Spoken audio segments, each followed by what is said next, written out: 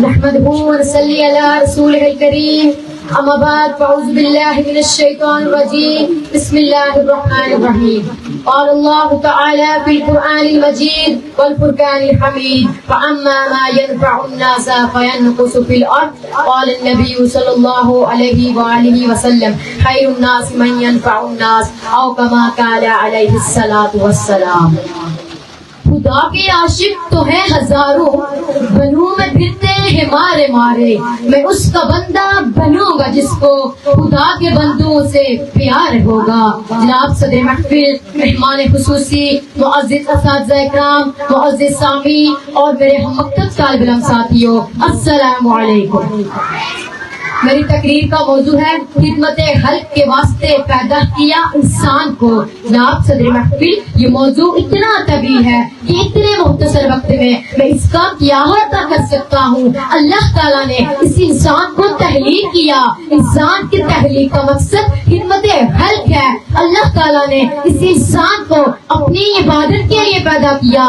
عبادت کا معنی اور مفہوم وسیع تر ہے. اس پر کسی شاعر نے کیا خوب کہا ہے، یہی ہے عبادت، یہی دین و ایمان کہ کام ہے دنیا میں انسان کے انسان. جب میں دیکھتا ہوں تو انسان کے لیے حقوق اللہ اور حقوق العباد کے احکام نظر آتے ہیں. بعض لوگ حقوق اللہ کو صرف اللہ کا حق اور حقوق العباد کو بندوں کا حق سمجھتے ہیں. یہ بات نہیں. جب میں حقوق اللہ پر نظر دوڑاتا ہوں تو مجھے حقوق اللہ میں بھی خدمت خلق نظر آتی ہے. نماز حقوق اللہ میں شامل ہے، لیکن باجماعت نماز ادا کرنا خدمت خلق ہے. زکات اللہ کے لیے، اس کا مصرف خدمت خلق کے لیے. صدقہ خیرات اللہ کے لیے، اس کا مصرف خدمت خلق کے لیے. جناب صدر محفل، حیرت ہے ان لوگوں پر جنہوں نے مذہب اسلام کی من گھڑت تصویر پیش کرتے ہوئے یہاں تک کہا کہ اسلام میں خدمت خلق کا جامع تصور موجود ہی نہیں. علامہ رازی رحمۃ اللہ علیہ نے عبادت کی تفسیر کرتے ہوئے کہا کہ پوری عبادت کا خلاصہ صرف دو چیزیں ہیں، ایک امر الہی کی تعظیم، دوسرا خلق خدا پر شفقت. اس پر شاعر الطاف حسین حالی نے کیا خوب کہا ہے.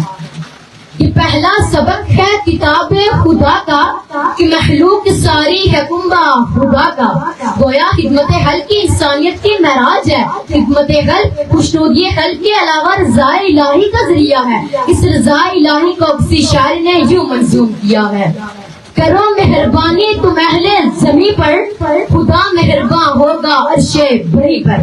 جناب صدر محفل، ارکن فضول میں شرکت، غیر مسلم اڑیا کی گٹھڑی اٹھا کر چلنا، فتح مکہ کے موقع پر عام معافی کا اعلان، ازواج مطہرات سے نکاح خدمت خلق کی اعلیٰ مثالیں ہیں. آپ صلی اللہ علیہ وآلہ وسلم کی خدمت خلق کو نسیم امروی نے یوں منظوم کیا ہے، محمد وہ گم گشتہ قوموں کا ہادی، جو عالم میں علم و عمل کا منادی، وہ لطف مکمل وہ حلقے مجسم، بنین و انسان کا غمخوار و ہمدم، غنی اور گدا کا پیارا محمد، خدا کا محمد ہمارا محمد.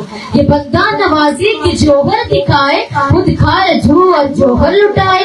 جناب صدر محفل، صحابہ کرام اجمعین کی زندگیاں بھی خدمت خلق سے بھری پڑی ہیں. حضرت ابوبکر صدیق اور حضرت عمر فاروق رضی اللہ تعالی عنہم کا تلاش کر کے غلاموں کو آزاد کرنا خدمت خلق نہیں تو کیا ہے. حضرت عثمان غنی کا یہودی سے کنواں خرید کر مسلم اور غیر مسلم کو وقف کر دینا، اور حضرت عمر فاروق کا راتوں کو بھیس بدل کر لوگوں کی داد رسی کرنا خدمت خلق کی اعلیٰ مثالیں ہیں.